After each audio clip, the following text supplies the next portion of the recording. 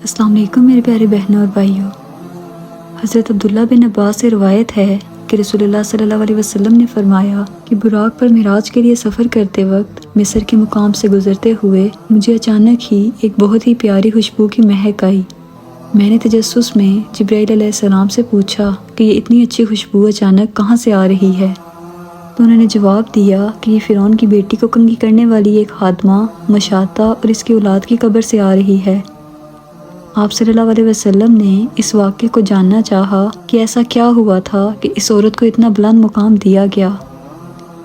حضرت جبرائیل علیہ السلام نے بتایا کہ ایک مرتبہ فرعون کی بیٹی کو کنگھی کرتے وقت اس عورت کے ہاتھ سے اچانک کنگھی نیچے گر گئی تو اس کی زبان سے بے ساختہ بسم اللہ نکل گیا، کیونکہ وہ کسی فرعون کو نہیں بلکہ ایک اللہ کو اپنا خالق اور مالک مانتی تھی۔ فرعون کی بیٹی نے یہ سنا تو کہنے لگی کہ اللہ سے تمہاری مراد میرا باپ ہے نا، یعنی فرعون۔ اس خادمہ نے جواب دیا کہ نہیں، میرا اور تیرے باپ کا پروردگار صرف اللہ ہے، صرف ایک اللہ جو کہ سب کا مالک ہے۔ فرعون کی بیٹی نے یہ سنا تو کہنے لگی کہ میں یہ بات اپنے باپ کو بتاؤں گی۔ اس عورت نے بنا ڈرے اللہ پر بھروسہ کر کے کہا کہ جب میرا اللہ میرے ساتھ ہے تو مجھے کسی کا کوئی ڈر نہیں۔ اس لڑکی نے ساری بات اپنے باپ کو بتائی تو فرعون نے اس خادمہ کو اپنے پاس بلوایا اور کہا کہ کیا میں نے سچ سنا ہے کہ تم میرے سوا کسی اور کو اپنا رب مانتی ہو؟ وہ عورت کہنے لگی کہ ہاں، تم نے سچ سنا ہے کہ میرا اور تیرا پروردگار صرف اللہ ہے۔ فرعون نے یہ سن کر سپاہیوں کو حکم دیا کہ اسے ہنٹر سے ماریں اور پھر اس پر طرح طرح سے ظلم کی شدت بڑھاتا رہا، مگر اس عورت کا ایک ہی جواب تھا کہ اے فرعون، تیرا اور میرا رب ایک ہی ہے۔ فرعون کو شدید غصہ آیا کہ اگر اسے چھوڑ دیا تو میری غیرت کا سوال ہے، اور دوسرا میری رعایا بھی بالکل ایسے ہی میرے ساتھ بغاوت کرنے لگے گی، اس لیے اس عورت کو سبق سکھانا بہت ضروری ہے۔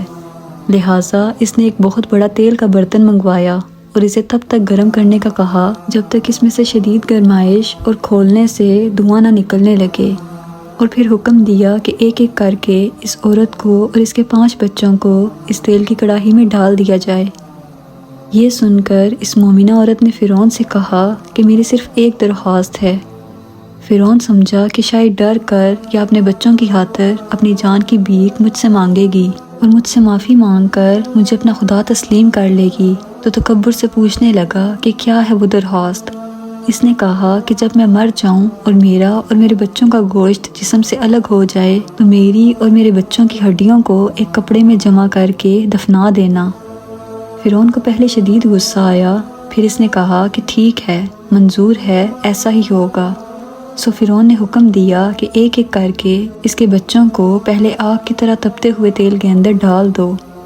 پہلے اس عورت کی آنکھوں کے سامنے اس کی چھوٹی بچیوں کو تیل کے اندر ڈالا گیا، جو کہ دیکھتے ہی دیکھتے جل کے راکھ ہو گئیں، اور اس کے بعد اس کے چھوٹے بچے کی باری آئی۔ یہ بچہ مشکل سے 1 سال کا بھی نہیں تھا۔ جب فرعون کے سپاہیوں نے اس بچے کو چھیننا چاہا تو اس کی ماں فوراً گھبرا گئی اور اس کی ممتا اس پر غالب آ گئی۔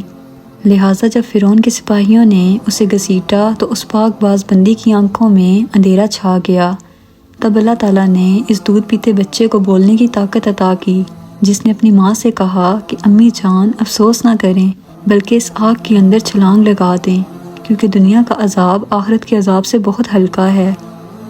یہ سن کر اس کی ماں کے دل کو تسلی ہوئی، اور اس ماں نے بچے کو آگ میں ڈالنے کے لیے اپنی نظروں کے سامنے اسے سپاہیوں کے حوالے کر دیا۔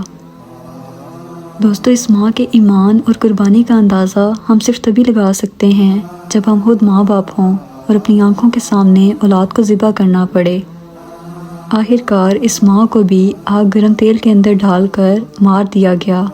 اور اس عورت کو اور اس کے بچوں کی ہڈیوں کو ایک ساتھ اسی جگہ دفنا دیا گیا۔ اور اللہ کے رسول صلی اللہ علیہ وسلم جو آپ خوشبو کی مہکیں سونگھ رہے ہیں، وہ دراصل اس کے جنتی محل سے آ رہی ہیں۔ ابن عباس فرماتے ہیں کہ انسانی تاریخ کے اندر 4 شیرخوار بچوں نے وقت سے پہلے کلام کیا۔ عیسیٰ ابن مریم صاحب جری، جو بنی اسرائیل قوم کے ایک نیک شخص تھے، ان پر جب ایک بدکار عورت نے اپنے ناجائز بچے کا الزام لگایا تو اس بچے نے خود بول کر اپنے باپ کا نام بتایا۔ تیسرا یوسف علیہ السلام کی گواہی دینے والا بچہ، اور چوتھا فرعون کی اس خاتمہ مشاطہ کا بیٹا۔ دوستو اس کہانی سے ہمیں یہ سبق ملتا ہے کہ اس فانی دنیا میں اپنا ایمان بچانے کے لیے ہمیں چاہے کتنی بڑی قربانی کیوں نہ دینی پڑ جائے، ہمیں اس سے دریغ نہیں کرنا چاہیے، کیونکہ اس دنیا میں ملنے والا دکھ درد بھی اس دنیا کی طرح فانی ہے،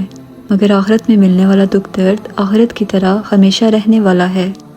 مگر ہم مسلمان آج ذرا سی بات ہو جائے، چاہے ہماری نظروں کے سامنے کتنا بڑا گناہ اور ظلم ہی کیوں نہ ہو، مگر ایک شخص اور چیز کے خوف کی وجہ سے ہمیں سب سے پہلے اپنی جان بچانے کی فکر ہونے لگتی ہے۔ رسول اللہ صلی اللہ علیہ وسلم نے فرمایا کہ برائی کے خلاف آواز اٹھانے کی مختلف اقسام ہیں۔ سب سے پہلے برائی کو دل سے برا جانو، پھر اگر آپ اسے زبان سے روک سکتے ہو تو اس کے خلاف آواز اٹھاؤ، اور اگر ہاتھ سے روک سکتے ہو تو اس برائی کو ہاتھ سے روکو۔